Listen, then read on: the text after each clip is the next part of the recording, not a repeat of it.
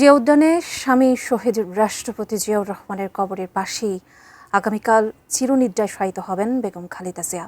বিষয়টি চূড়ান্ত হওয়ার পর থেকেই শত শত নেতাকর্মী ভিড় করেছেন সেখানে। যদিও নিরাপত্তাজনিত কারণে মূল সমাধি কমপ্লেক্স ঘিরে রেখেছে আইনশৃঙ্খলা বাহিনী।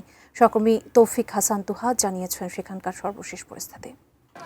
বিএনপি চেয়ারপারসন বেগম খালেদা জিয়া যিনি বলেছিলেন দেশের বাইরে তার কোনো ঠিকানা নেই, এই দেশেই তার ঠিকানা, তিনি আজ সকালে মৃত্যুবরণ করেছেন এবং তার আগামীকাল বুধবার তাকে দাফন করা হবে তার স্বামী শহীদ রাষ্ট্রপতি জিয়াউর রহমান কবরের ঠিক পাশেই।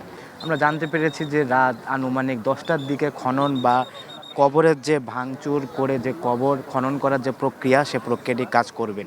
এছাড়া আমরা দেখেছি যে বিকেলের পর স্বরাষ্ট্র উপদেষ্টা জাহাঙ্গীর আলম তিনি নিজে এসেছেন এবং শহীদ রাষ্ট্রপতি জিয়াউর রহমানের যে মাজার, সে মাজার ঘুরে দেখেছেন, দোয়া ও মোনাজাত করে তিনি বের হয়ে গিয়েছেন। আগামীকাল বুধবার দুপুর 2টার সময় রাজধানীর মানিক মিয়া এভিনিউ ও সংসদ ভবনের মাঠে জানাজা অনুষ্ঠিত হবে। এর পরেই আনুমানিক 3টা 30 মিনিটে জানাজার পরে 3টা 30 মিনিটে দাফন করা হবে এই জিয়া উদ্যানের যে মাজার, সে মাজারের কবরের পাশেই তাকে সমাহিত করা হবে। তো এই ছিল বেগম খালেদা জিয়ার দাফনের প্রক্রিয়া সব শেষ।